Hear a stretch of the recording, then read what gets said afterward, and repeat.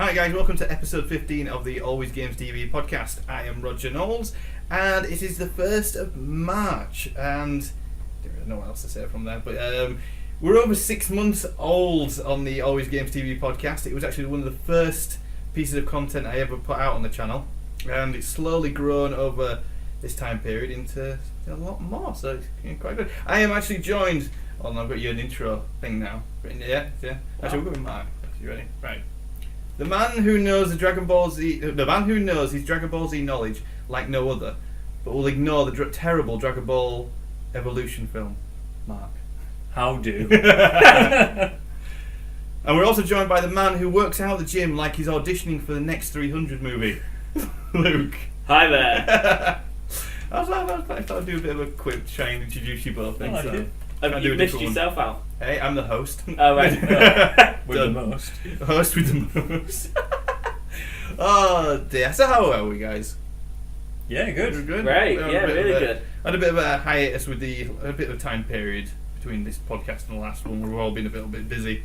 But no, it's nice to have you guys back and we can chat about what's happened. There's a lot has happened actually since the last podcast to this one. I've just literally tried to thin out as much as possible because we would have been here for about 5 hours. But we'll jump straight into it and then we'll chat about what we've been up to afterwards, just to make sure we cover most of the news.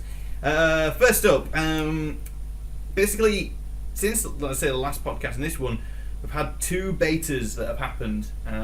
We've had the Elder Scrolls Online beta and the Titanfall beta, which was a couple of weeks ago, which I did try and get you a code for, Mark, but unfortunately, by the time I looked, they'd closed the window of opportunity for it. So, but did you ever go on the Elder Scrolls, Mark, online? I didn't. I looked into a lot of it. I watched a few of the developer commentary videos and then just some actual gameplay vids, and it did look okay. I thought it was one of these ones where they might go a bit too, what's World of Warcraft doing? Let's see what we can do down that route. But they've definitely taken a lot of the lore from the Elder Scrolls series, which I'm quite happy to see. It looked promising, but no, I didn't actually get any time physically with it. Yeah, I got to. It does have a much. I didn't really play a lot of World of Warcraft, but I played a lot of Star Wars: The Old Republic, and it is very much the same sort of feel. It's an MMO. That's the idea of it. It's a massive multiplayer online game, but and it's basically in Skyrim, well not Skyrim, but Tamriel and everything like that.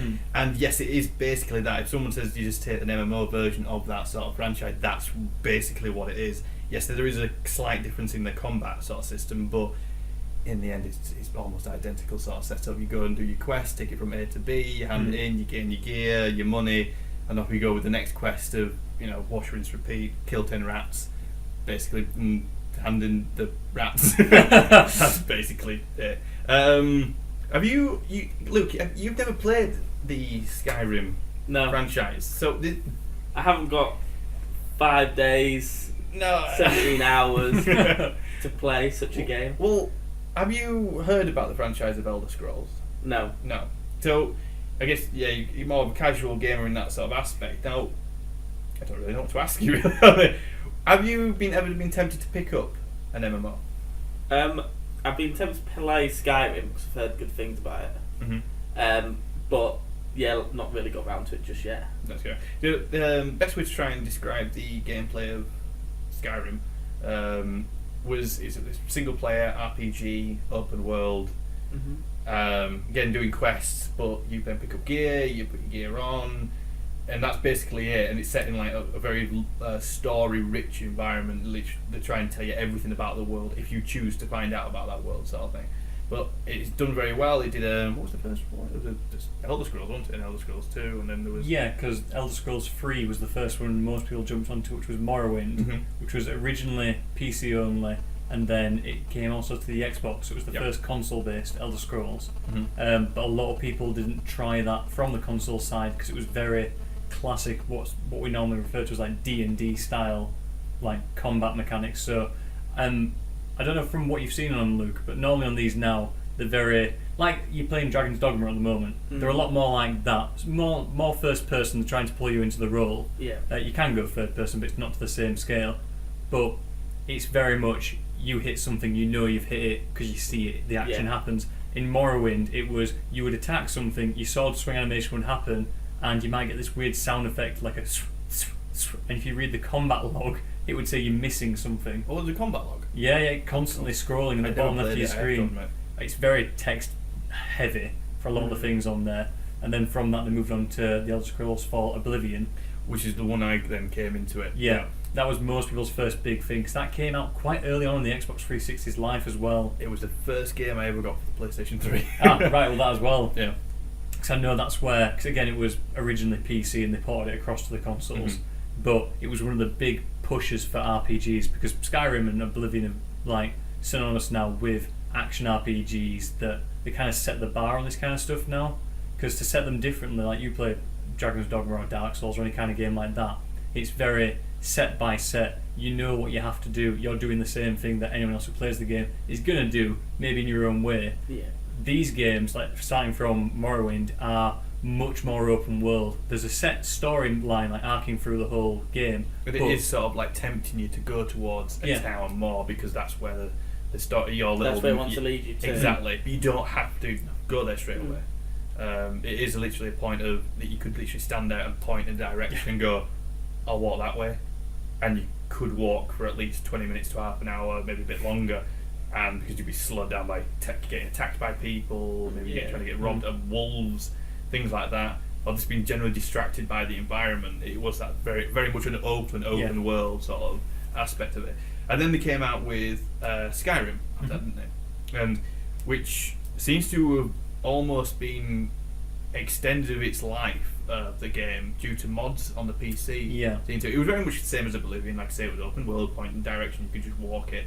But it really took off, should I say, on the PC aspect of it, because people then started developing their own look, and increasing the graphics and how it looked the game, and also then creating their own content as well. So it really started to snowball out of control. As much as like I did get it on the PS3 again, as soon as I got it on the PC, that was the place to sort of get it, because it was continuous. If you know what I mean. Yeah. Because it was missing the community making their own stuff. Yeah. And I think a lot of people were hoping for them to make another single player game, but they decided to go down the MMO route and create an MMO version of it, of the next one. But it's not really next in the story. It's a previous sort of game to it. And like I said, I got into the beta of it, and I enjoyed Oblivion a lot, and I enjoyed Skyrim a lot. This didn't feel at all like an Elder Scrolls game, which I guess it isn't, because it's not. But I got into it, and I was like, okay, and yes, you can go to first person, so you can see your hands and everything like that, and attacking, or you can go to third. But as soon as you get into the world, I didn't feel as immersed into it, and I didn't feel, maybe because there was a lot more people running around looking very similar to me, but the whole aspect of it, the whole environment of it, just didn't feel right. Did they purposely, do you think, deviated from the original and then changed it up for that purpose? Do you think it was intentionally done, or do you think to make it not like the original? Yeah. Well, apparently they were going to try and go down like a bit of both. They were going to try and pull in the single players and bring the MMO players in as well. So maybe their head got turned too much, and they've sort of strayed away from what the core game was about. I can't turn around and say it's bad. I haven't played it, so I don't know. But this from what I'm listening, it does feel like that. Yeah, like I say, it's not bad. I want to turn around. This is the worst game I've ever played. It's different, and I don't know if I like it. Because people get used to a particular style of game, so when you know what you're picking up when you pick up a certain game, and when it changes drastically, you're sort of like, it's not rubbish. It's just really different, and you sort of, your expectations are like, oh, I was expecting this, and it's something different. And admittedly, it is the beta, so it's not meant to be the finished product. No, you know, by all that's true. So there's probably a lot of mechanics which, like, there was a few in there where I was like, well, that seems a bit weird. Why isn't that there? And I put it down to the beta. For example, I haven't played it this weekend, admittedly, since the beta's just gone live again for the weekend. There was a mechanic in it which a lot of MMOs have. If you're in a group, and like say if you had a character, Luke, Mac, you had a character, I had a character, we can all join the same group and go questing together. Yeah. And if I had a mission, I could then share it with you, and you would then have it, and we could then both see where our target is. Same as your World of Warcraft style. Yeah, very, very much like that. But that wasn't in the beta, I found, which, again, it's a beta, probably that mechanic wasn't in it. But there were things like that which did sort of automatically start me feel a bit okay. But the whole feel of the whole movement of it and the combat just didn't feel quite right. And it wouldn't surprise me if Bethesda are still going to release a single player Elder Scrolls game as well as the MMO, because I think they're going to have to in the next few years just to try and keep everybody happy, because I don't think this MMO is going to really pull in the single player. No, I mean, from what I've seen on it, I've got the sneaky suspicion that they're going to get, like as a forecast, I think they'll sell really well with the MMO. People are going to buy it up front thinking, I love Skyrim, I love these guys, let's go, let's play this. And like you say, not get the feeling for it straight away, and then go, oh actually, this isn't what I want to play at all. And it's a subscription based as well. It is, yeah. You'll be paying you, what, 9-10 quid a month, something like that. More than that, actually. I think Yeah. about £12-13 a month. Yeah, they're expensive normally, and that's... I won't be happy with that. No, and that's it. A lot of people don't want to go for subscription-based games. I mean, they're happy for free-to-play, and then you can get, like, I'll pay £1 so I can have a hat. Something like that, do your microtransactions and stuff. But if you tell someone the only way you can play this game is 10 quid a month after you've bought it, you're like, oh, I don't really want to get into that game. I'm surprised they like haven't that. gone down the almost the free-to-play route. Up to certain levels. Yeah, or I'll say, listen, you can play it purely for free, but you don't get the ultimate content. You know what I mean? The best content. You don't get the ultra gear. You don't get this and that. You can still play it, but if you really want to get some of the best stuff, then it's best to subscribe, and you'll get them better content. I never think that's the way gaming should go. I don't. I really don't like the fact you have to pay for your online with Xbox. Like, oh yeah, the fact You still haven't that I gone to pay PlayStation for Plus my yet, internet. I pay for my internet for my house. Mhm. The fact that I have to pay not only for that internet, but I have Landline. to pay for that to go on my games console. I think it's really wrong. And like, if games are starting to go down that route, I don't think it's right. Like, you haven't got PlayStation Plus yet, have No. you? No. Are you tempted to get PlayStation Plus? I think it's gonna. Well, it's sending me down that route, isn't it? They're walking me down that road where I don't want to walk down. But end of the day, it's like anything, isn't it? It's like, we won't digress too much, but yeah, it's like anything. They manoeuvre you down that route where you can't return. They do dangle a carrot, because admittedly with these PSN... To a certain person, they do. Yeah. Well, they're giving away free games now, which Yeah. we looked at one tonight, and we looked at Outlast on the PlayStation 4, and that's just launched, but it went free if you had PlayStation Plus and PlayStation 4. Now, I don't mind paying a subscription and getting little freebies like that. I don't mind that. But it depends on your level of gaming you do. Yeah. True. If you just your mainstream sort of guy that has the odd game and you know what you like, to then charge them to go online, I think it is a little bit annoying. And then games to then turn around and say, oh yeah, by the way, we're going to give you this sort of game for free, but if you actually want to get the real deal, and curiosity is going to get the better of you, because once you complete, you're going to be like, right, I need to see more. It's like you're like, oh, I need to see more. Well, and that's why you seem to see like The Last of Us, and they've all now added an expansion pack, and you sort of, it's like you say, dangling that carrot. You're like, I want to see more. I really enjoyed that game, and now you sort of crave that more, so you have to buy it.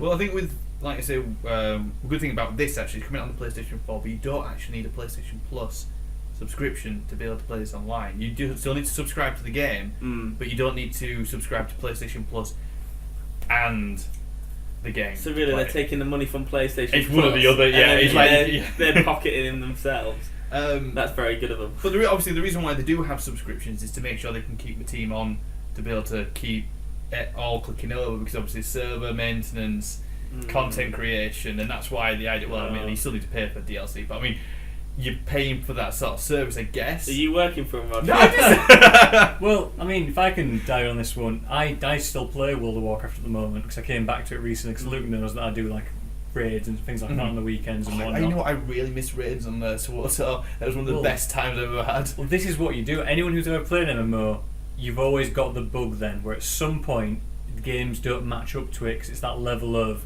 you put a lot of time in, you do it with other people, and it's a hard game similar to like your Dark Souls and stuff like that, but because it requires you and maybe 9 other people to get something right and get through it, you need that fix at some point later, and you go, I might just see what they're up to now. But I pay for World of Warcraft at the moment, and I don't mind paying the subscription, but I've bought every version I did. I bought the original game, then I bought every expansion, so I've always bought it and then had to pay as well. But I I'd say every month there is something going on. So they are constantly developing always like the next step, which is for, I want to say for free, it's what you are paying for. So it's more like kind of, I mean, I don't mind with World of Warcraft, because if you want to play it now, it's technically free for up to the first, I think they've got the first 3 expansions. You don't have to buy, you can just play all that content, which is maybe 60 levels in the game out of 90 or something. And you're only paying your subscription per month. So that's a better model, I think. If the game is free and just your subscription, I could get that a bit more. If you pay 40 quid first for Elder Scrolls Online, then 12 quid a month, anyone who gets it in the first 6 months of it coming out live are missing out, because they've got to deal with all the bugs, all the problems, things not caught in beta, and then also they've got to go through the process of finding out what people want and where it moves to, because every expansion normally moves these online games massively. But that's just us. I guess it's sort of it's my hard. my If you're a pushback. casual gamer, it's hard for us to sort of My sell pushback you is, when I've had original consoles, they've never required a subscription to continue updating stuff. no, So my pushback then would be, why now do they require additional funding to plough resources into games to update them when they didn't need to originally? Because they'd have a team. It wouldn't be just the only game they're working on, and to do a quick fix or a quick mod, I don't imagine it'd be like creating, because the platform's there, the model's there, and then you just feed in bits in like I can understand little why bits of there's costume or obviously whatever. a subscription basis now on the consoles, mainly because everything's got a lot more internet based now, and they've got to make sure things are up to date, such as security. Like you look at the PSN situation last year with, was it last year with the hacking? the hack, yeah. No, 2 years ago. 2 years ago. Actually, yeah, it might be 2, because That's it's gone quick. 2014 now. Yeah, It was 2012. And like that's what you're meant to be paying for. Obviously, we didn't pay for it then, but that's hopefully what we're paying for now, is that constant updates, tweaks, software update, blah blah blah blah. But I got to admit, it is, my head is telling me it's a stupid idea for MMOs to have subscriptions, because you're thinking, well, that's a lot of money. But then my heart's going, well, actually, they are a lot of fun if you get into them. But because you've got but that's the difference. You've not. I'm looking at this as a neutral on an outside, an outside perspective. Now you're involved in the game. You're like, oh, but it gives you this, and I'm like, but they never did do subscriptions before. No, so exactly. they've added an add-on charge absorbed by the consumer, because they've gone, I want that, because I want. And my curiosity thinks, well, I want to know what I want. You in yourselves, you want the game to have that longevity. So they've looked and gone, they enjoy that game. How can we make it last for them to get the most satisfaction? Alright, we'll add this on, but it's going to cost us a little bit. Here you go. If you have this little bit of cost, you can have a bit more of this game, and you're going, okay. that's what probably does wind me up when they do release like a big DLC stuff for it, and you still have to pay £40 for it or £30. You're like, now that is taking the piss a little bit. but would you pay it? If I was into, I have done. I was gonna say, if I was into the game, I already have done. I did it with SWORD. Enough said. So it annoys you and you still But do that it. was only a tenner. Don't justify. It doesn't matter the money. I got a planet in that DLC. Well, I'll tell you what though, to play devil's advocate on 2 points here. Go on then. Number one, a lot of these games now give you a trial playtime. Yep, they do. You've got 14 days or even sometimes a full month of play. I think Elder Scrolls is coming with 30-day free trial. Which isn't bad then, because people that don't want to pay the subscription, I know a lot of people, because I'm one of them, that'll do this. They'll buy the game, they'll play it for the 30 days. Normally, you can actually get to the end of the standard content in that time. You're done. You've treated it like a single player game then. Yeah. And technically, you've not lost out anything further. It's back to you if you want to see what's happening. Continue it forward into raids, Yes.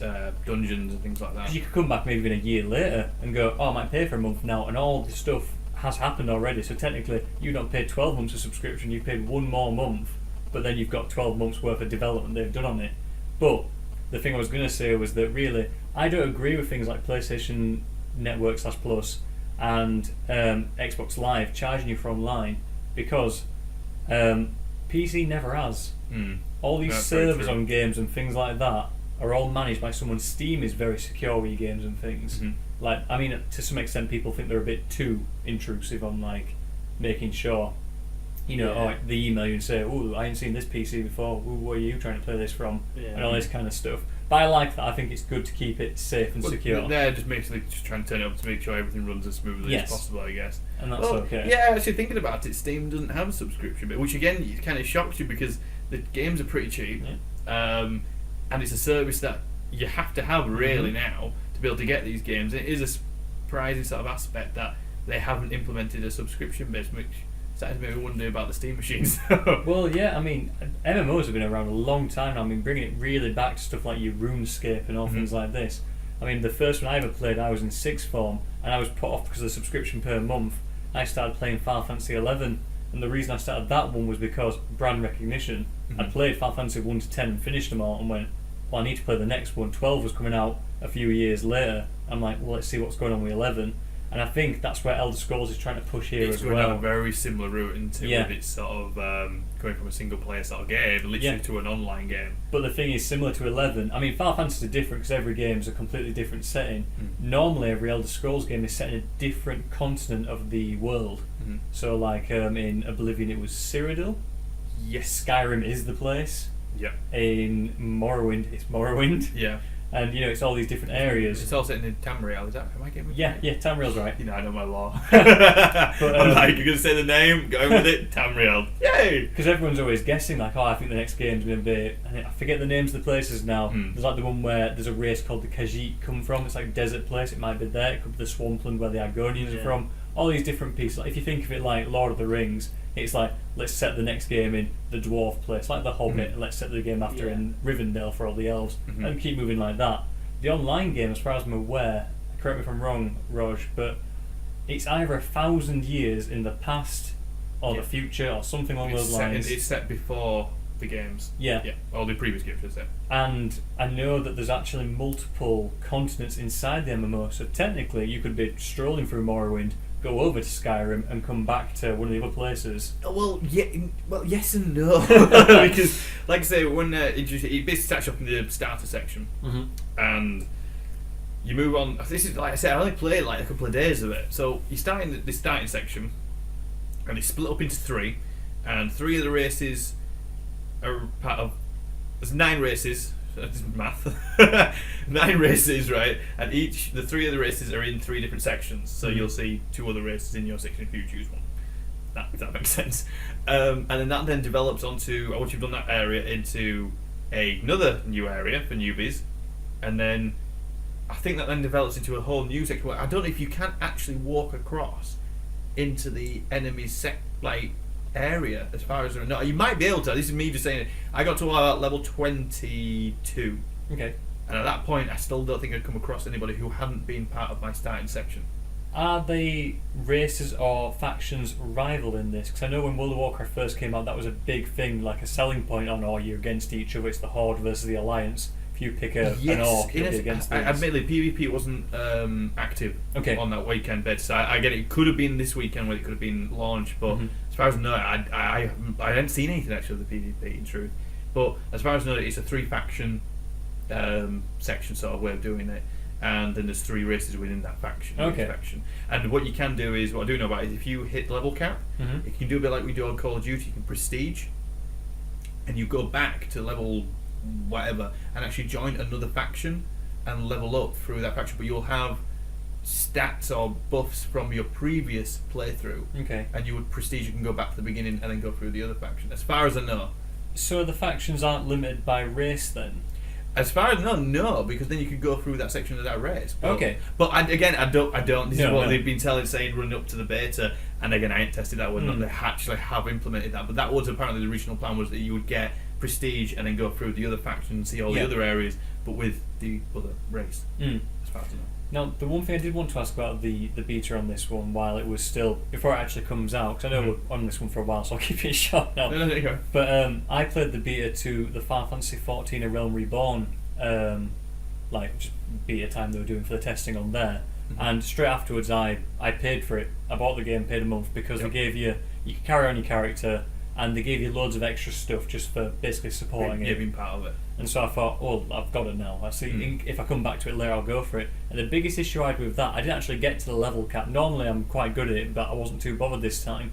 The people that had got to the level cap I was talking to in the game had said to me, like, within the first month of playing, I probably won't subscribe next month. And I'd said, well, you'd why? already peaked almost. Yeah, they'd done it all early on. You'd played the beta. You've went, right, I'm going to get this game. It's great. They got to there, everyone got to the max level to fight the big bosses and do the dungeons together and stuff. But then they knew for a fact, I've got to wait now for however many months for them to develop the next dungeons, because most of the game up till You're a month level or cap. so ahead of everybody in that sense. And so it's like, even if they'd not played the beta, if you bought the game as it came out and only then because of good press, you'd play it, and within maybe the first quarter of playing it, so 2 to 3 months, you'd have done all you could do on that game, probably unsubscribe and then not come back till next year. And I got the worry with Elder Scrolls Online, they're going to do the same thing where they're an investment, and that's why a lot of them go free to play now, to put it up I front. think they're doing a full reset. Okay. Characters, so that you're not going to be able to get your character carried over, as far as I know. I think one of my friends, I think Frog were asking this. Yeah, I think he was asking about it, but I'm sure he mentioned it to me that they weren't going to be able to carry you won't be able to carry your character across from the beta. It will be a straight reset. Right. So that is quite a nice sort of aspect, that you will have to go through it and build up your character. At least you'll know the game by then. But that's the downfall with actually being a part of these betas, is that you can actually complete quite a lot quite quickly, and some people will literally just spend 48 hours playing a game non-stop. Oh yeah. I mean, especially MMO people. Well, yeah, well, MMO people, that is actually a good phrase, because I was about to say then, on World of Warcraft at the moment, I don't know if any of you are aware, it's currently on its, how many expansions is there? Burning Crusade, Wrath of the Lich and then there was the one with the dragon. Cataclysm, and then Mists of Pandaria. It's currently on its 4th expansion, so it's been going since 2004, I want to say. Yeah, I think it's around about them. Because it's on 10 years, yeah, it's a long one now, and like they're still doing alright.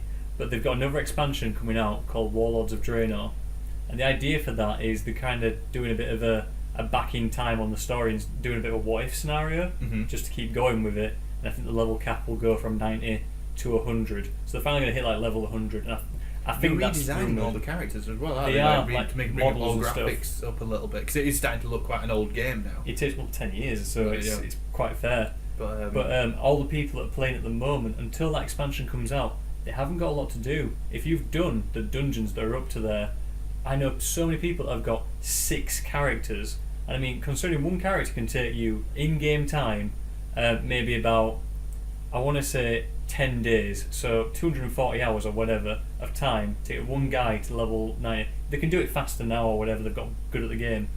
And I know so many people that have tried the different races, the different classes, all these different things, because they've got time to play. And I call these MMO people because literally I won't do that with a game. Well, no, but I think that brings into the aspect of being able to subscription. You want to make sure that you're getting your money's worth. Yeah. So you will literally do anything to make it feel like when you're paying this money a month that you're getting the last little bit out of this game.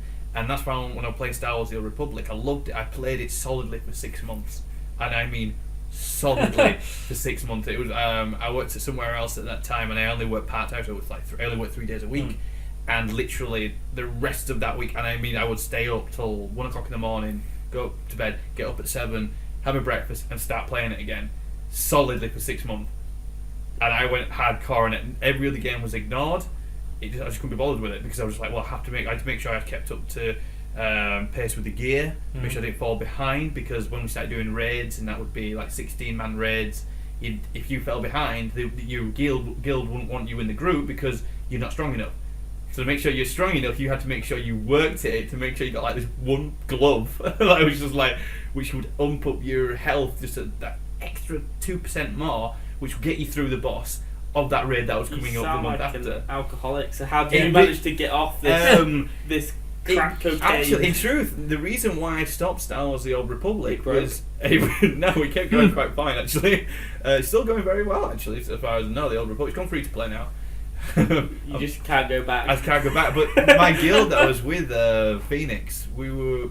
Some people started getting a bit bored. Oh, it's the main guy who ran the guild. So there was only about 20 of us, 25 of us, but he went on holiday without telling anybody. He just sort of left, and he didn't say. He mentioned it to like the person who was in the next in command, but he mentioned it to him. But because he realised he'd gone, he was like, "Oh, well, I'll take a break for a week." So none of us were all in the guild, and we're all like, "Well, there's no raids going up. There's none." It was totally. It all went into sort of like chaos because everyone was cold turkey. Yeah, we were trying to communicate through the website, but because the website had gone dead pretty much because the guy wasn't updating it, we could only communicate through the game. So we were direct talking to each other in game. Like, do you know what's happening? Like, no, we hadn't seen him. So we were like, all right, well, I think he went and got away for like 2 to 3 weeks. We just didn't hear anything. So I then started trying to lead the guild, and so I started running some raids with people. Never done it before ever. This was my first ever MMO, so only about a few months in doing this. And I'm like, I don't know what do we meant to do with this boss? Like someone else was like, you're gonna go around, flank him around, and do this, and you grab aggro. Right, we'll do that then. And then eventually it got to a point where people just started dropping off, like because they would all go somewhere else. Or they just left.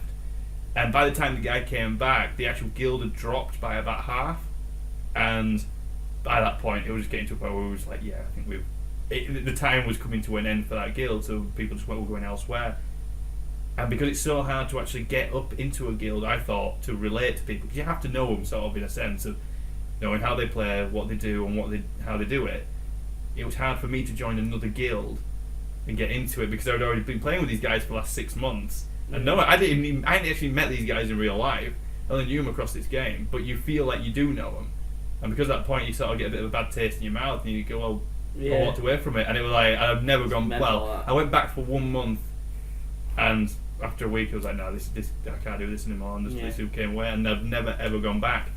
And I don't think I could ever go back because it just sounds like group therapy. Let's move this on, Rod. No, I don't think I could ever go back to an MMO again because I don't have the time. It hurts too much.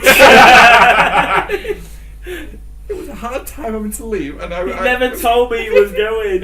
No, honestly, it's true though, because this is like one of the big things. I know we're completely going an absolute tangent no now. If you want to get to the next section, just flick forward by about 10 minutes. But like, 'cause I came back to WoW, and the reason I came back was I really fancied a quick go on it, and Sammy, my girlfriend at the moment, showed interest. Like, she wanted to play something together, and I said, well, you might enjoy this because there's loads of little things to do on it. So it's similar to other games, but you do it with other people, so it seems a bit more interactive, which I thought she'd enjoy. And I came back on, and I'd only been on for a few days, and people I used to be in a guild with and raid with and stuff from an expansion or 2 ago, so like 2 years ago, came back online, and they'd found me through like a real ID or something like that, and they'd said, oh wow, are you playing again? And they'd just come back themselves after like missing it for a year or something like that. They brought you back together. That is exactly it. And so we started the guild up again, and so I bumped straight up to being like an officer in this guild, which I am now. So like all this talk about if they went on holiday and stuff, I'd be there like kicking people out of the guild, giving them like talking to it becomes like a business. It does. I remember I got sat down in a cantina on Tatooine and got promoted to lieutenant, like third in command of the guild, and I was just like, this is so surreal. 2 Jedi just sat in the cantina, just like, so you did very well when I was away, and I was like, oh thanks, you know, and like, would you like to lead some of your own raids? And it does become like an actual business because people take this very, very seriously, and if you are not if you were signed up for a raid and you don't turn up, they will almost like boycott you for a few weeks because they'll be like, oh, I'm sorry, but you said you'd come and you didn't turn up. You let us down. They're like, which is fair enough because if you're doing a 16-man raid and you need 16 men when you need 2 tanks, some DPS, healers, and everything like that. Everyone plays a role. Exactly, and you've just let down all these people.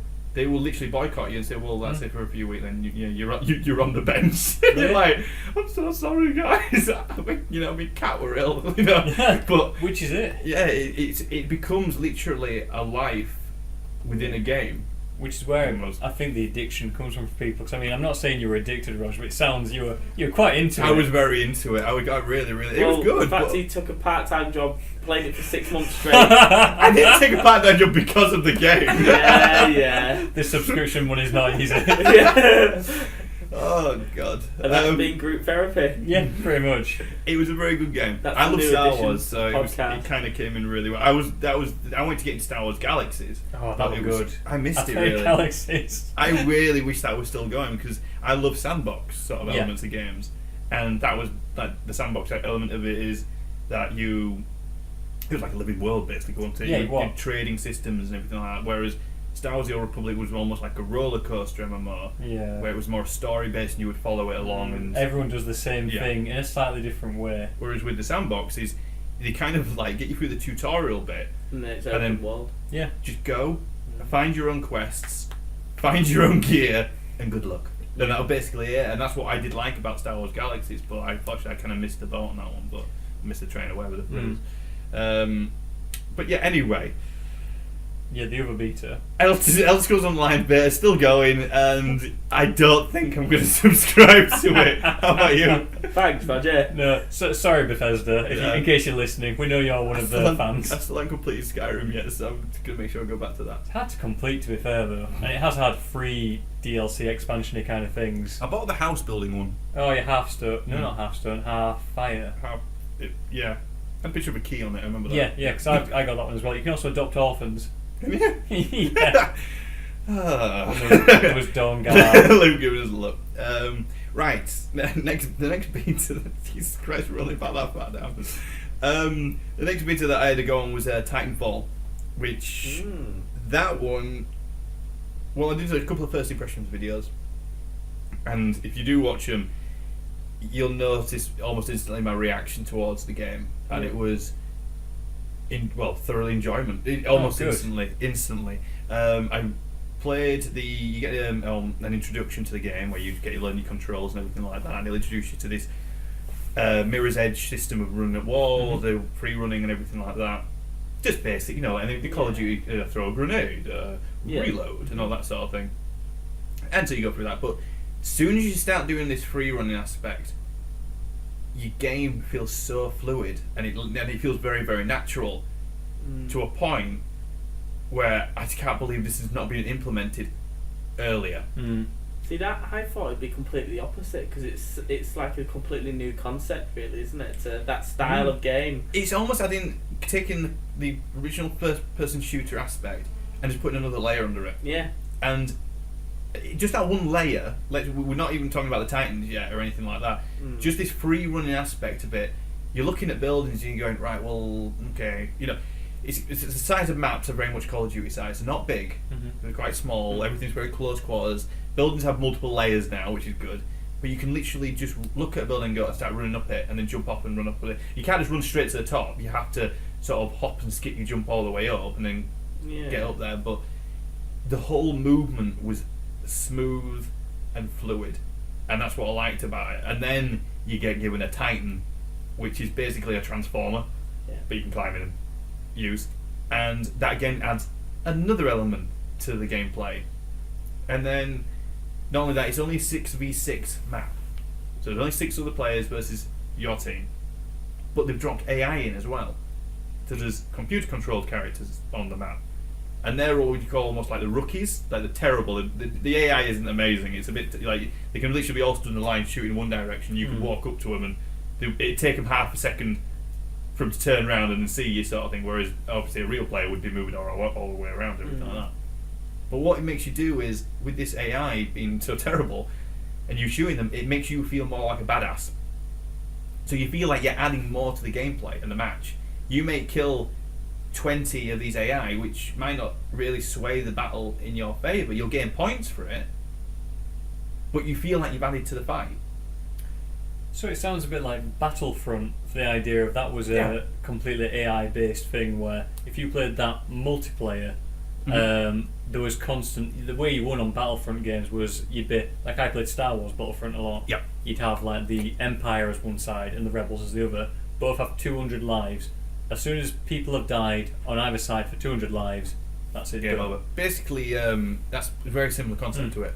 I think it goes more of a points-based system, as far as I remember now.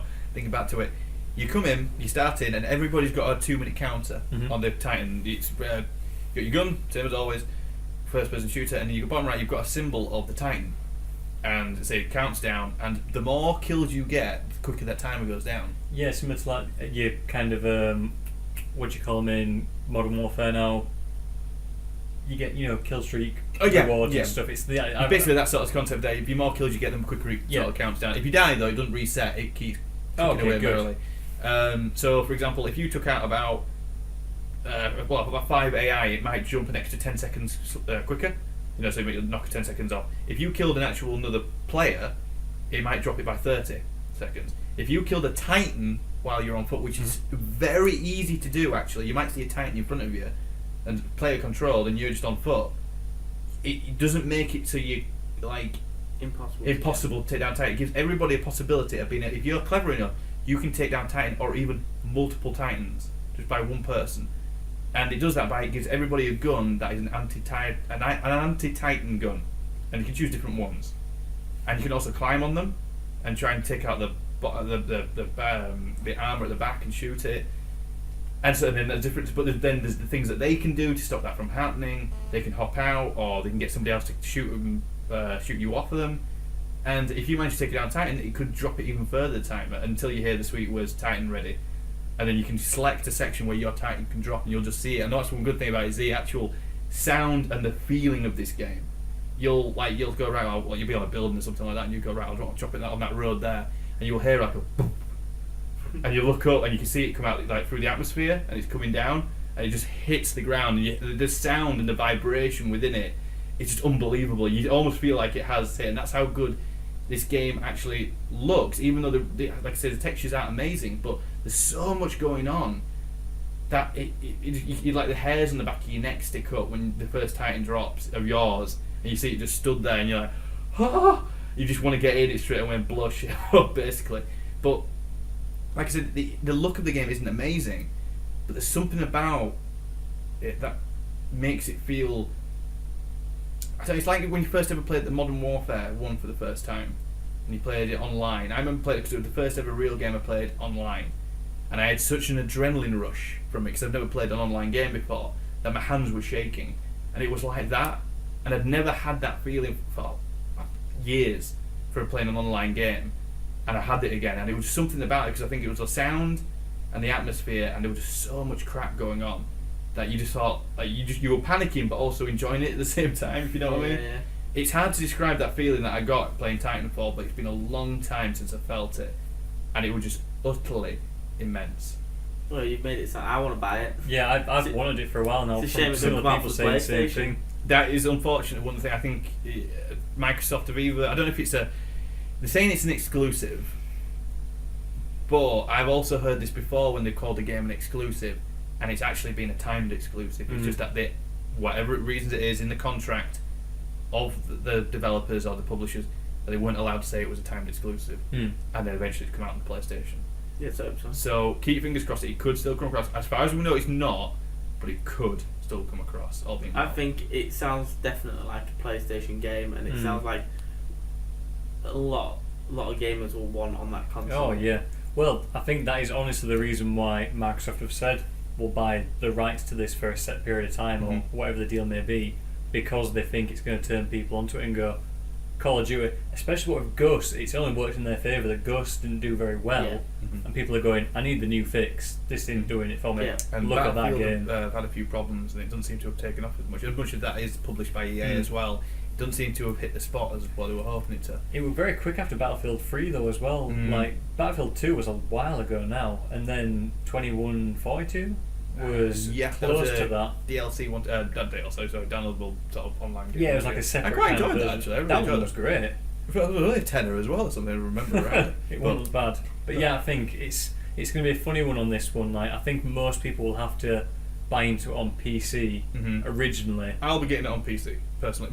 Another reason, going like we'll get into this a bit later or somewhere else, is the it's only running at 900 resolution on Xbox One. Yeah, I heard the. And then it's down. going to be running at 1080 on the PC. Yeah.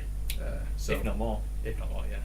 But so one thing actually within the gameplay again, which I didn't mention, was the actual rounds don't just finish. So, for example, if we're fighting and we're losing and we hit 0, the round doesn't just end, don't finish. Oh. What it does is a dropship comes in, and so what it does is it gives the people who have lost a chance to win back points by trying to get to the dropship. And if you get to the dropship, you get some points back, so you get some more XP. And what basically the attackers have a chance of doing is basically sudden death.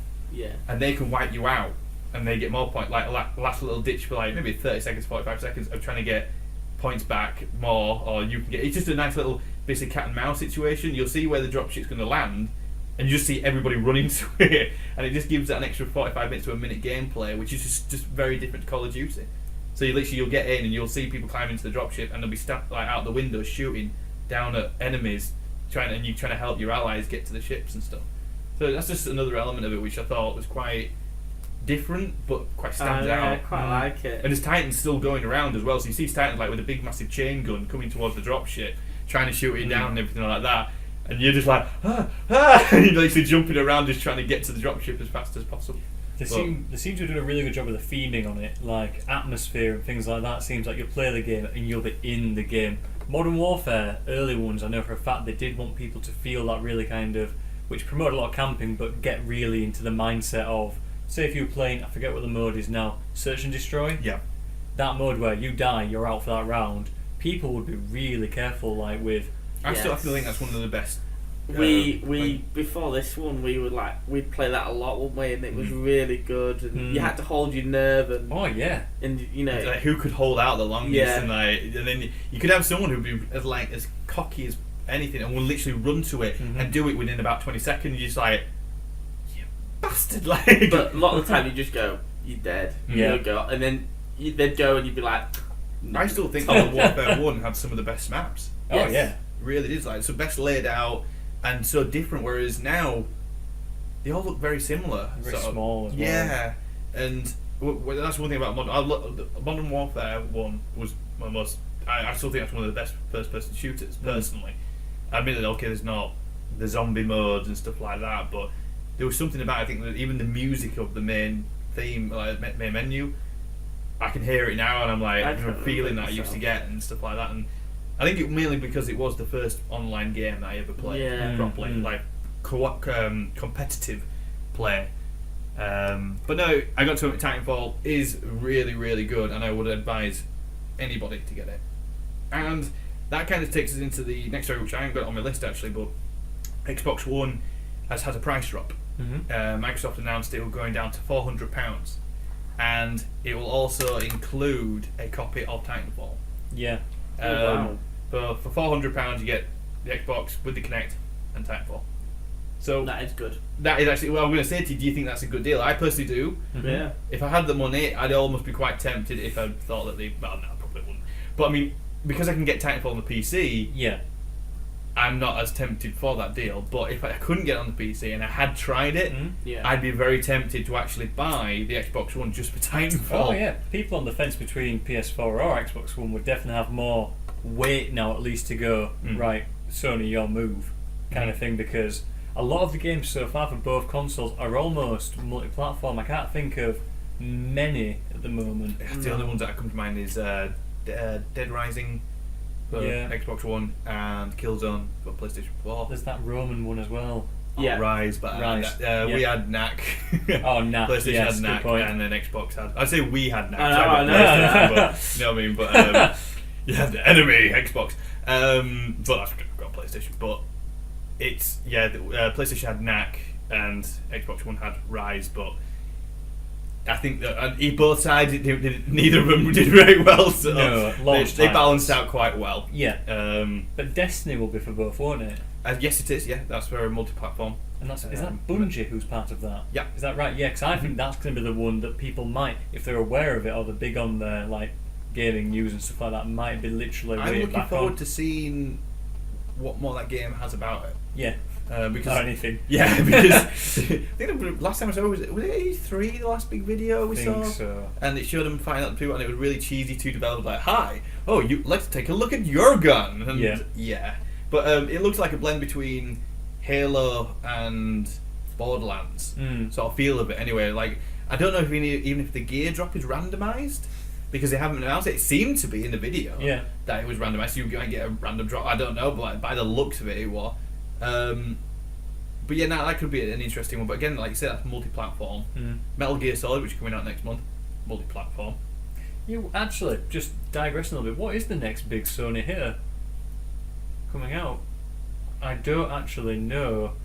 There's one game which I think might be for both again, where you're some kind of a soul detective thing. Someone said this on the comment on one of the YouTube videos. He asked about it, if I could do a news update for it, and I said to him, I hadn't even heard of it. Like murder, something soul, and it looks good. Murdered Soul. It looks good. And Evil Within as well. I think that might be on both. Yes, I think that's on both. I think. Yeah, 'cause it's PC that's as well. That's the creator actually. of Resident Evil. It is. Yeah. It's going to be his last game, apparently. Is it Shinji Mikami? Yeah, I think so. things. I always get him confused with the guy that made Mega Man. Apologies if you're listening. No, I'm good. Don't worry, Matt. I don't think he'll be listening. If he is, thank you. Share. It's I've backed Mighty Number 9. Don't you worry. But. Oh dear. Where were we? Oh yeah, Evil Within. Oh yeah. I think that is a multi-platform. Yeah, I'm pretty sure it is. Multi-platform. I think both console and PC. But yeah, there is nothing then like Titanfall is probably gonna and a price drop is gonna be quite big for Xbox because they are a bit behind at the moment. As far as I know, they're running it's 1 to 2 sales for every Xbox One sold, 2 PlayStation 4 have been sold. So. And it just went live in Japan and did about 400,000 in 2 days. Yeah. Which is pretty big considering they're not actually massive. They didn't sell out though, apparently. No. They didn't sell out, but yeah, it did sell quite well. I think it's purely within that region. It's just the games again. I think they're just literally waiting to see what games are coming out. They will. I think no matter what, they will back the PlayStation 4. There's no doubt about it. But I think they're just everybody's well, we can wait. We don't have to rush. But do you think with this price drop of the Xbox One, do you think the PlayStation 4 is going to need a price drop? I don't think it does because I think they've sold enough already that they're not needed for it. You don't have to worry. No, I think like with the Vita, they needed to drop that early, and they did drop it a few times, like just to get it comparable to like people. But then obviously the 3DS had a 2DS come out, which made it the cheapest. But they went a different tact on that. Like this year, they have already sworn. I'm sure they did a promise that there's going to be 100 Vita games and 100 PS4 games. I think was their like. Yeah, they did say something like that. For me though, I think it says a lot about the brand as well. Like if a console's taking a price drop this early, it shows to me already that they're acknowledging that they're weaker than the PS4, and I think it'd be a bad move for them to reduce the price of PS4 because it's sort of acknowledging that they need to compete with Xbox. Yes. And at the moment they're saying we don't need to compete. We can produce better games at a higher. But that price drop is only in the UK. It's not dropped anywhere else, which, in all honesty, like the other thing I was going to say was it would be a good deal if the Xbox One would do everything it said it would have going to do. Yeah. Which would be the case of it would all its entertainment system that you could stream stuff through it, and like all the sports stuff are over in America that you can do all the basketball and baseball and everything like that. If you had that capability over here, but like with the football and the rugby and everything like that, I think it would be a pretty good console for the full entertainment system, but that doesn't actually work over here. They haven't implemented that at all. And I think if they can get this 1080p, 720p system, whatever, there's something in the coding of the Xbox which developers aren't liking. So they're releasing games at 720p on the Xbox One and 1080p on PlayStation 4. And if they get that sorted out, which apparently they are doing, they're going to do a patch for it, where apparently a lot of the games will then run at 1080p. If they get that sorted, yes, it will be. It's not good enough there. No, it's not. Not when they're advertising it from launch. They can do all these things. That it doesn't run right over here with all the system, with all this software, entertainment system, and then the game's resolution's not running at what next gen should be. They know the minimum expectations now. Like I said, what it should be run at, and to concede and just say it's going to be at 720, and just say and not really, like you say, you speculate at a reason, but you assume that they can't operate for whatever reason. It can run 1080p because Forza 5 runs at 1080p. It can run them. It's just that for some reason developers are having a problem. They haven't said anything, but there must be an issue with that console or the coding that they can't seem to get their games to put out, or whether or not it's more work for them to get it to run at 1080p rather than 720. I think it's more stability issues because there were a lot of big like video comparisons when both these consoles went live on all the games, what frames they're currently running at, and even the PlayStation 4 games that are at 1080p, not a lot of them are running consistently at 60 or even 40 to 60. There are drops all the way down to 24 frames, which normally like the border would be 30 frames. Keep it there. Anything above's a bonus. But I know ages ago. I've completely forgotten the name of the developers, but the guys that make Ratchet and Clank. Oh. So they're kind of like Sony exclusive generally. And every game they made, in the Ratchet and Clank series for the PS3, they always made a point to say 1080p, 60 frames, and it was every time. But then said on the last game they made that they were going to put less time into making it do that because no one's actually said anything ever to them that that's a requirement. They want to make it look better and maybe drop the quality a bit. I'd wager on the Xbox One at the moment, even if they do a patch or anything to enable the coding to let it go up to 1080p, I think because it is, on paper, less powerful than the PS4, they'd still take a hit on frames. It's only on paper, like, less by percentage. Though. It's like, not massive, yeah. It's not a huge drop. I was pretty much considering these two devices, they're pretty much at the same sort of power, really. It's like, I'm talking about like a 3 or 4% difference in power. I'm sure they got minimised down to almost nothing. I know that, in general, both of them aren't actually as super powerful as we thought they were going to be originally, but that was more to do with power issues and things, like not powers in like graphics, as in literal wattage and stuff, because there's like heating issues, because that was a big problem with 360 and PS3, all these yellow lights of death, red rings of death, things that were causing overheating issues over time, because they try and make it, I know Sony's very big on this whole 10-year life cycle business. They don't want you to sell something that'll run even super powerful but then melt in a month. Yeah, that's true. But Or disk drive break within a week. well, yeah. I know that there was a big thing with even the Xbox 360, the big hitting games like their Halo ones. Most of their games were actually, say, 720 or lower, upscaled to 1080. So or upscaled to 720 in some instances. So they never actually made them be at that resolution. They just stretch it up later. It's kind of like in post-processing, which is worse for it. Like what you can actually do is you could have a game run at like a 4K resolution, like Super HD, and then downsample it back down to 1080p, so it'll still fit your TV, but you'll really notice the detail on there. And I think a lot of this now is that they're going to say on the Xbox One, we'll get this game to run at 1080p. They're going to probably upscale it. They won't have actually changed anything the game, about it. sort of. Yeah. Well, they could say like I don't know what we're going to say now.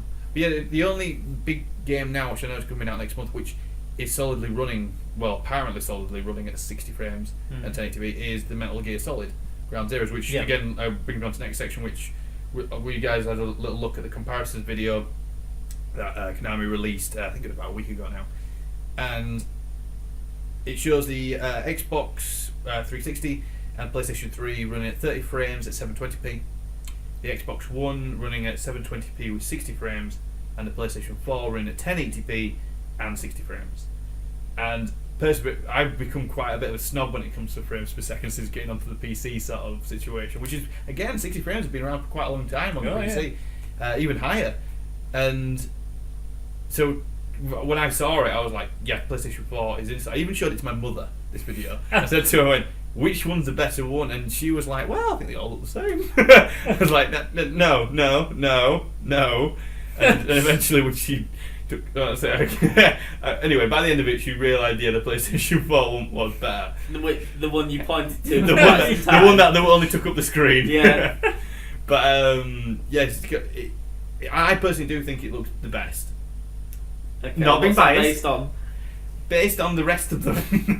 Right. I personally think it looks smoother, it looks better. But again, with the situation is, I don't understand why that the Xbox is having such a problem.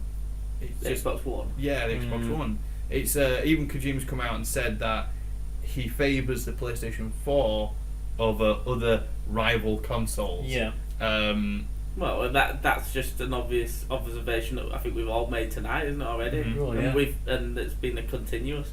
He's seen it. He's obviously. Well, they've been honest about it. Yeah, he can't honestly look at that video and go, yeah, that Xbox One's better than the PS4. It's not. I mean, we've all said tonight, yeah, it's quite a vast difference between the two. But yeah, it's again, it just seems. I admit that we're still in early times of the new release consoles. There's going to be a lot of tweaking and adjusting and making sure everything sort of becomes better. Should have been done. It should have been done. Oh, yeah. It's expensive piece of kit, and too many people are just accepting of the fact that that's my other argument. Was a lot of places around the internet, I've been looking at forums, things like that, people talking about it, and a lot of people said, I don't care. I don't care that it's running at 720p and not 1080. I don't care. It doesn't really bother me. But then I sat down and thought, like, does it bother me? I went, yeah, it actually does, because I've coughed up nearly £400 for my PlayStation 4. Do I? And I got promised next gen console, like graphics and quality. Would I be disappointed if I found out that I'd coughed up more for a console, and it wasn't running at what a rival console, which is cheaper. What I'd say is I'd compare it to like if someone sold you a car and they said it comes with aircon and then it doesn't, and you say, well, I don't use aircon so it's fine, until the sunny day comes in and then you need it. My argument is saying to that, they're probably only saying that because they've got used to only seeing that. If they played a PlayStation 4 and then went back to their Xbox One, they go, okay, I need that. But it's because they've only seen this 720 a lot of the time. They've gone, oh, it's fine. You know, it's on my HD TV. It looks great. Fine. You then put it alongside that video. You go, oh, actually, that looks good. I want that one. If you're going to pay for something, then you want it, don't you? Especially if you're told it's going to be delivered. You can get the next gen sort of graphics. If you're told it's not there and you get it as a bonus, fantastic. But the fact that you're buying it on the assumption it's got that and then it doesn't, God, I wouldn't be so accepting of it. No, it is a hell of a lot of money to cop up for something that doesn't work right. Well, but I tell you what though, like the Wii U, you know, this is a really funny thing to bring in now. Because this we're talking about resolutions and frames per second Wii U. Christmas present. Oh yeah, but I love my Wii U, and I think it's a good piece of kit. No idea why Nintendo didn't want to try and compete power-wise at all. I think it were a daft move, but the controller is great, the games are good, and it's a good thing. Super Mario 3D Land came out for it. 3D World, sorry, Land was for the 3DS, and that runs at 1080p, 60 frames a second. Looks great. I don't think if that ran on another console like the Xbox One or the PS4, you'd notice much difference in general, because I think of A, it's the style it runs at, but B, I think you're not missing anything, and I think this is something that I worry about with this generation now. I think the frame rate and the resolution thing is, while it's early days, because like you said earlier, Luke, we're 4 or 5 months in and already Xbox are thinking of doing a price drop. They shouldn't do, because it makes them look bad. But I think they're going to try and scrape any sales out before more go to the PlayStation 4, and off people that have a PlayStation 4 and go, oh, that Titanfall does look good. Now it's only 300 quid, maybe I can afford another console, and they might get it because it's cheaper. But with the Wii U, like, they're not even trying to compete anymore with these on the same things, because they could be boasting that, saying, oh, this game is 1080p at 60, whatever.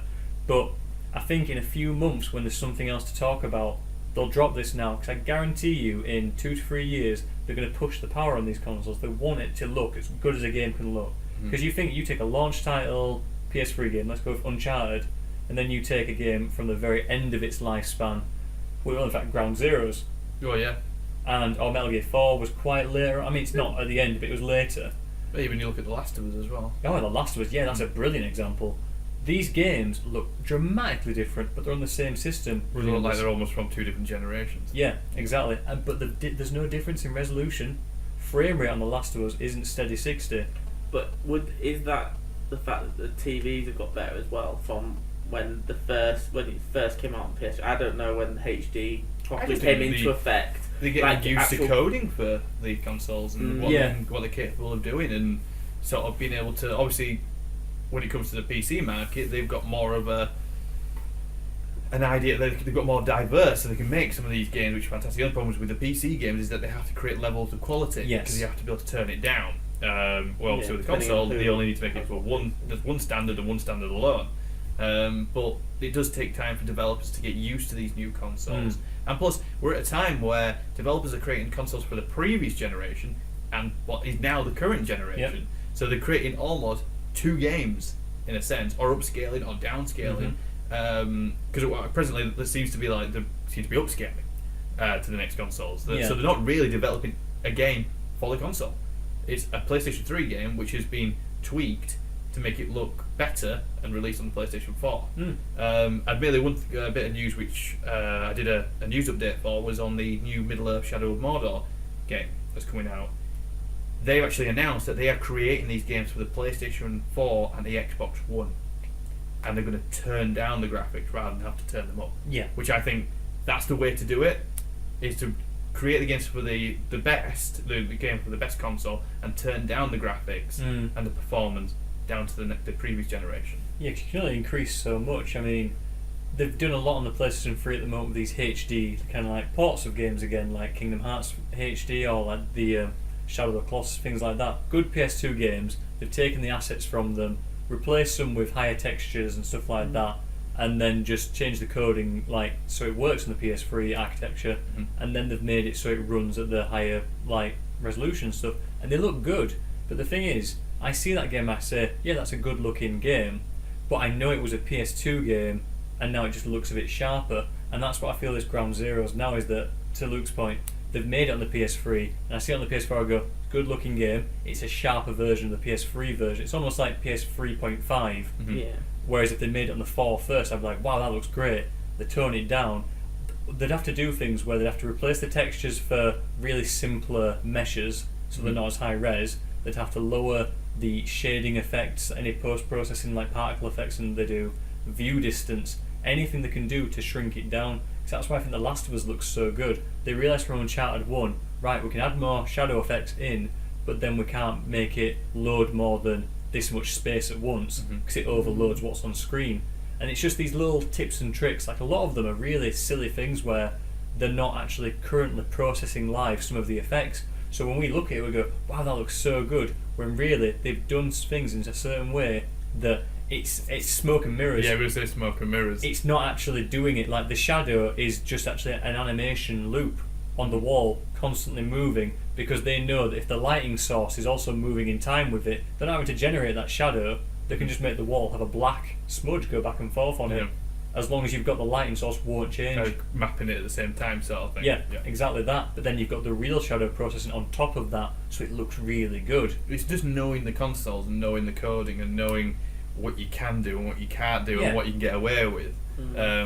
So yeah, I guess it always is. It always is a case. At the beginning of the life cycle of a console to the end of the life cycle, there's a massive difference. Like you said. Yeah. I mean, well, we've said it before, and it's like, why do we want to buy a console? What game is drawing us into buy a console? So at the moment, they're rushing games out, and like you say, probably not getting them to the optimum, but they've got to get big releases out to drive sales, to get the consoles into people's houses. Then they can go, right, it's out there now. We've saturated the market. We've pushed it out as much as possible. Xbox have reduced theirs.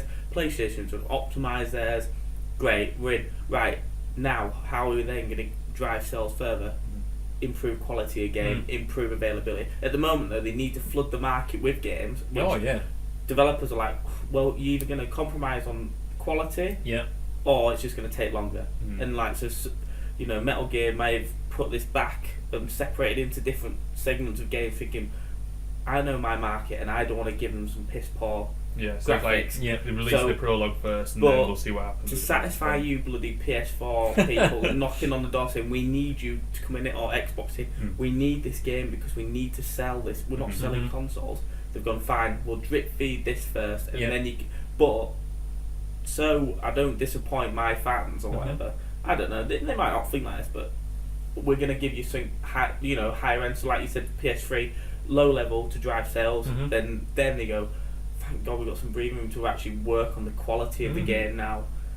Right, it's give a future release date of X. All I can sum it up is that if I had bought an Xbox One, I would be feeling a little bit disappointed. Yeah, I would be feeling that I'd made the wrong choice. Why none of us have bought an Xbox? And I bought a PS4. But even now, I keep looking at a PlayStation 4 and I'm going, there's not a lot to play on it. No. I'm still playing Assassin's Creed Black Flag, and yes, it's good, I enjoy it, and it is a good game, but I still do kind of look at it and go, well, I'll just go power up the PlayStation 3, which in some ways Sony is basically running two consoles. That's pretty much so is Microsoft.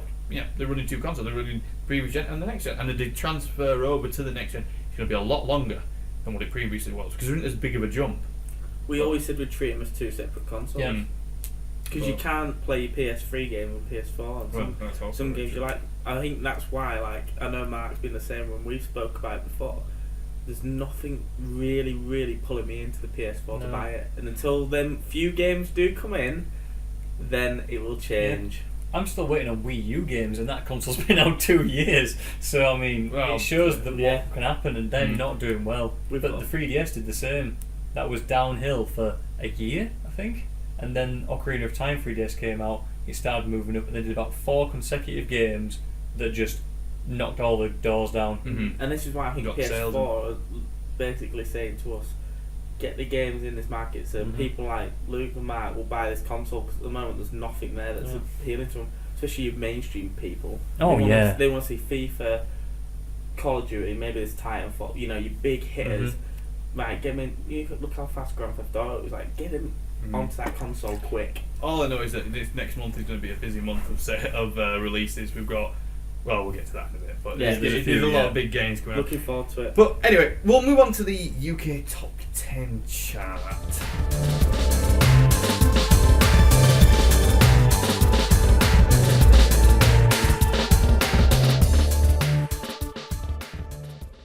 Giving you a rundown of the UK Top 10 chart. At number 10 is Rayman Legends. At number 9, Donkey Kong Country Tropical Freeze. At number 8, Assassin's Creed 4 Black Flag. At number 7, Grand Theft Auto 5. At number 6, Minecraft Xbox 360 Edition. At number 5, Lego Marvel Superheroes. At number 4, Battlefield 4. Take a breather. Number 3, Call of Duty Ghosts. At number 2, FIFA 14. And at number 1, Lego Movie video game. That is a bit of a surprise. And I knocked FIFA off the top.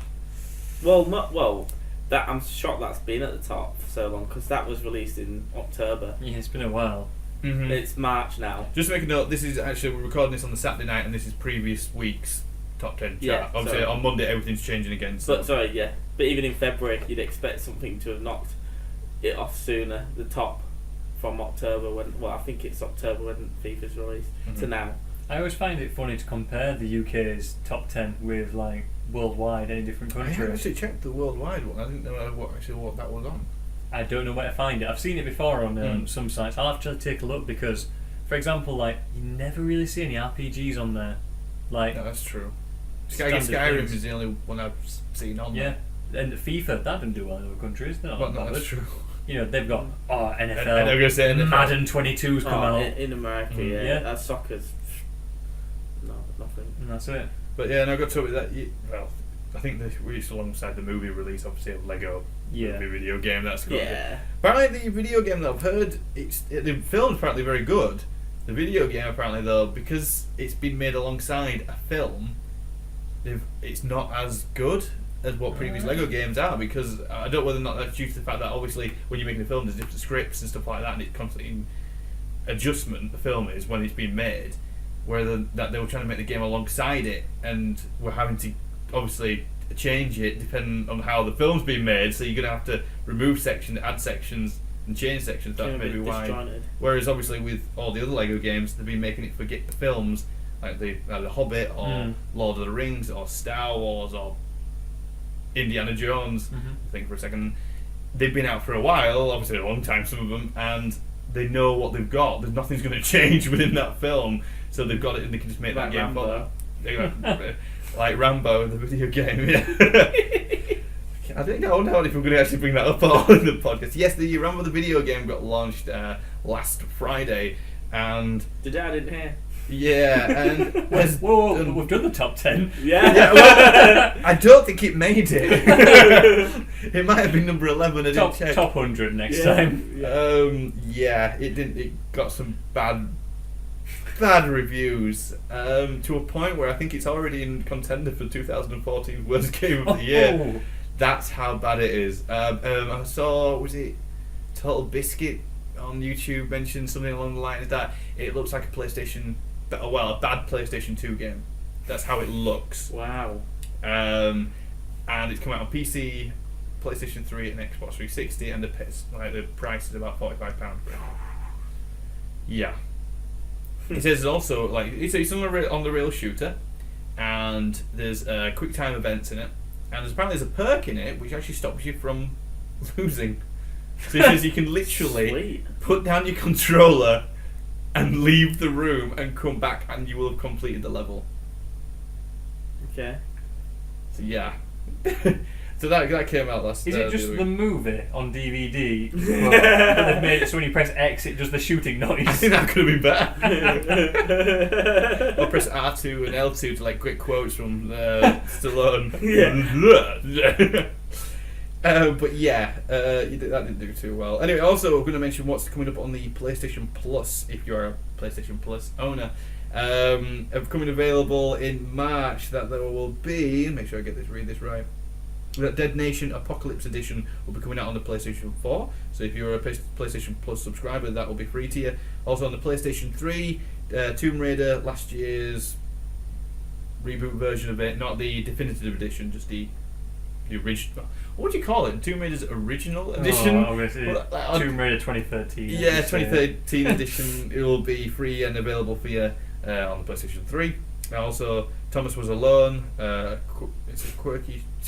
That's a weird game. I think it's a quirky shape platform puzzle. Mm-hmm. That's becoming available. Okay. Then also Lone Survivor, the director's cut. That's a good game, that. I've never played it, I have to admit. I got that on PC. There was Lone Survivor, and I'm going to kick myself not remembering this. It's something along the lines as Home is the other one. Came out very similar times to each other. Indie, pixel, sprite-based horror games. Sort of, or 16-bit sort of characters and like platformy, but not jumping, but with zombie sort of things. Well, this is it. They're really interesting games because with them being like independent and kind of pulling back on the budget, 'cause it's all just pixel-based and things. They're quite different. Like Lone Survivor is very much like if you could imagine Silent Hill on the Super Nintendo.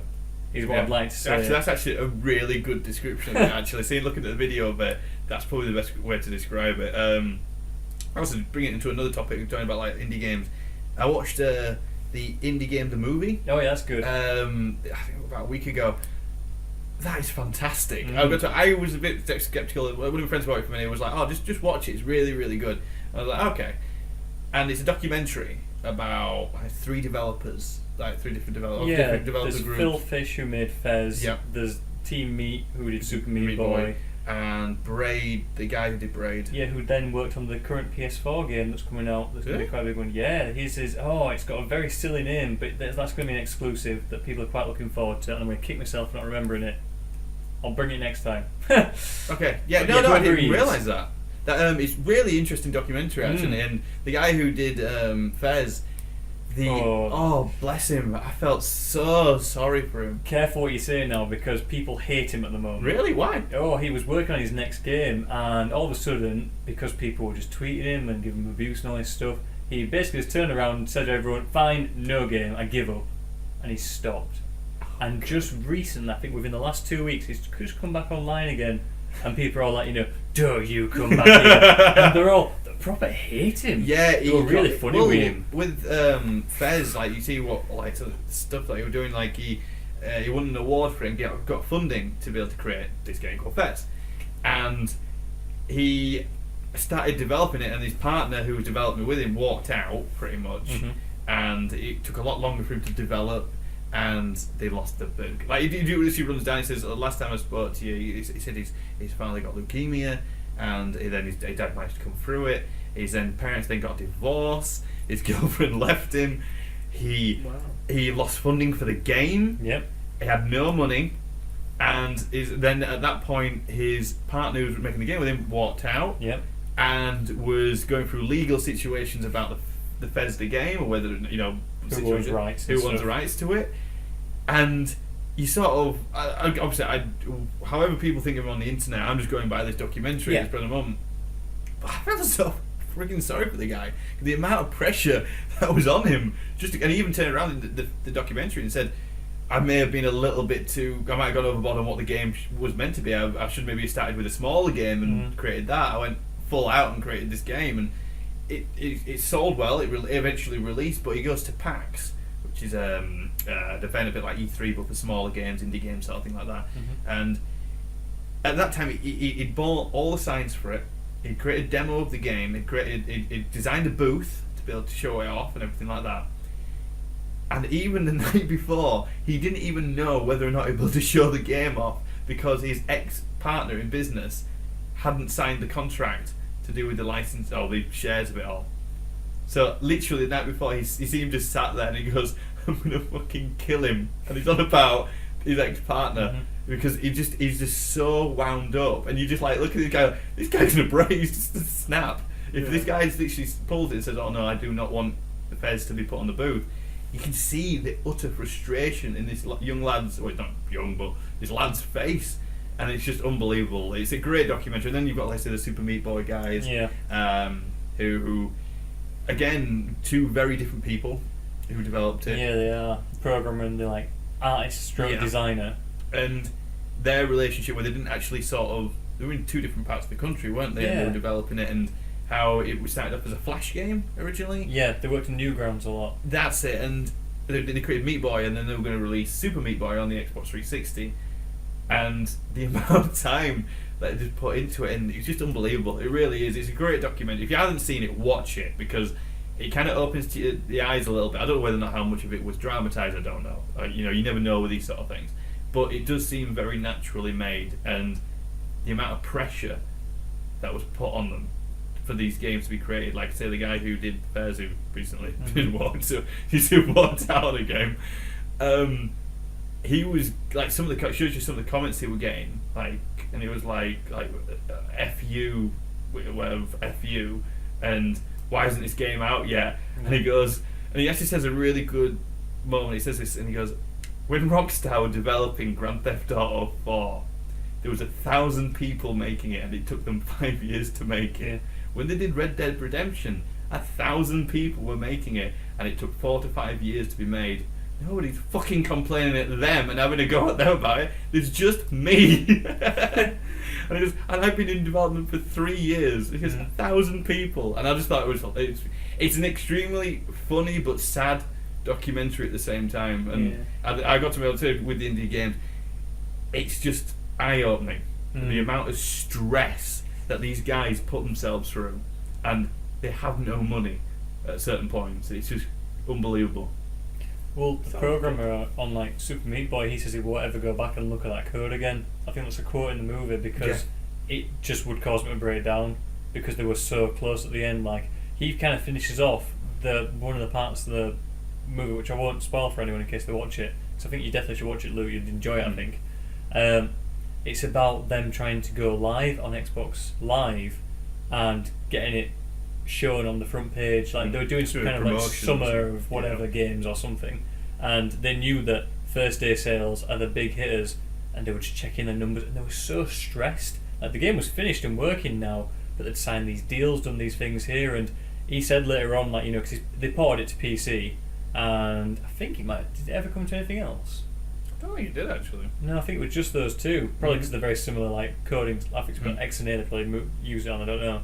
But he said then that he'll never go back to it. Like, they're working on different games now together and stuff, but on a much more their rules basis, because I think they learned that being independent, but then trying to work with these big publishers, although big console like Xbox 360 and stuff like that. They make the rules, and you've got to make it. So the game wasn't finished, and Xbox said, right, you've got a week, get it on there by that week. So obviously, if you didn't get it on there by that week, you've ruined your chance. You'll never get another one. If you do get it on there, and it's broken, no one will buy your game, and you're gonna get awful reviews and stuff. And it's just, they looked so stressed with it, like Luke says, but it's a really good watch, because it's hard. I just like, you see these guys put themselves through, and the opening scene in the film is the guy, one of the guys who created Super Meat Boy, and he looks at the Xbox dashboard, and it's not there. Like, it wasn't meant to be one of the front games. Like, Super Meat Boy is finally here, and he looks, and it's not there, and he's just like, where is it? He's absolutely like, he can't believe it. Like, he's literally worked his ass off for the last month, like, not sleeping, and getting this game finished, and it's not there. And you can just sort of see the utter dismay on his face, and it's like, because obviously the first day sales are the most important, like Matt says, and it's just, you can just see him just like, these people are literally breaking down in front of the camera, and it's unbelievable. It's unbelievable. Like, a guy who created Fez, he asked him, like, well, what would you do if your Fez was never released? He said, I would commit suicide. And it's just like, that's one of the only things that's keeping me going, is that I've got literally, that's only what's keeping me alive. I've got to finish the game. But it's just like, it's a great documentary. Anyway, other than that, what else is available? Vita, Unit 13 will be available, and Monster Hunter Freedom Unite will also be available on Vita on the PlayStation Plus. Oh yeah, Freedom Unite's the PlayStation Portable game, so it'll be on the Vita because they can play the PSP right. games. But yeah, it's quite funny they chose that one actually. Unit 13 was one of the launch titles for Vita as well. It's that third-person shooter. Mm-hmm. Yeah, but yeah, I have to admit I don't own a Vita, and as it sounds, I don't really follow much on the Vita. I have to admit. See, I've got a Vita and I really enjoy it, but I'm glad that they've stated this year they're going to go with 100 games for it. Because I think with the PS4 having the 100 games as well, they want people to own both ideally because it seems a good investment. But I know, like, I got PlayStation Plus. I've had it for maybe a year now. It's been a while. I've had it since. And I wasn't bothered at the very beginning, but I got it a few months afterwards because there was a deal where it was a bit cheaper or something like that. And I'd say at least half the games I have on my Vita I've got for free, and that really helped me like want to have a Vita, because you pay your 40 quid for a year or whatever it is, and then some of these games aren't fantastic, don't get me wrong, like there's Katamari, Sonic on there, and I think Mortal Kombat, Street Fighter X Tekken, a few ones which I won't really buy unless they were a £5, maybe a £10 if I were really into it or anything like that. But because I've paid 40 for the whole year and I've got them all for free, it's worthwhile then. Yeah. So I've got about 4 box games, 2 digital games I bought for 4 digital ones now because there's some sales on my Vita, and they're all really good games. But that's it in total. So in essence, I've got 6 to 8 games I actually bought for my Vita, which is an expensive console for that many games for how long it's been out. But then I've got at least 6 to 8 games for free on there, just to pad it out. So PlayStation Plus for that makes it a lot more valuable. A bit valuable. I can't speak. Valuable. Thank you to own it. It makes it a better console handheld. Yeah. But that pretty much covers it for this week. It's been another long one. I don't even know what time we're on. 11:30 at night. Wow, and we've been running for about an hour and a half on the podcast. But yeah, no, thank you very much for joining me, guys. It's been a good old chinwag covering as much. Again, like I said, there's a lot of news that's been out since the last podcast, but we'd have been here for about 4 hours if we're going to cover it. So yeah, I just thought, well, we've covered some of the I think some of the things that we would be interested in, at least anyway, and will fuel conversation. But as always, guys, you can follow us on Twitter, which is at AlwaysGamesTV, and if you want to follow us on Facebook as well, which is /AlwaysGamesTV. Don't forget to don't forget to keep following us on our website and checking it out and updates on there, which is AlwaysGamesTV.com. Wow, I am tired. I am so tired. I'm going to say that again. Don't forget to keep checking out the website, which is www.AlwaysGamesTV.com. And if you want to listen to the podcast on the move, don't forget to keep checking us out on iTunes. And if you want to leave back a review of the podcast, that would be fantastic, seeing that we've not actually had one yet. That'd be really nice. A good review, please. That'd be great. If it's a bad review, you can leave a bad review. But it's not welcome. Yeah, it's not welcome. Thanks for listening. Thanks for listening. Your feedback won't be acted on. But we will continue in the same manner as we have been. Nothing's going to really change. But anyway, we've actually got a feedback email address now. So if you want to comment on anything to do with Always Games TV, whether that's to do with our website, our YouTube channel, or our podcast, you can email us at zztvfeedback@hotmail.com. That's zztvfeedback@hotmail.com.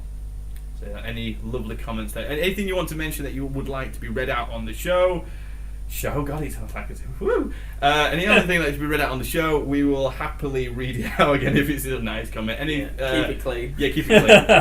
To a point. Any love letters to Luke, that'd be fine as well. We'll happily read those out. And his auditions for 300 as well can come through there. But yeah, other than that, guys, thank you so much for joining me again. No, thanks for having us. Thank you. I'm going to go crash out now, and we will hopefully see you. I'm going to say 2 weeks, but I'll see you. We'll see you when we see you. We'll be doing plenty of gaming in between that. Thanks very much, guys. We'll see you.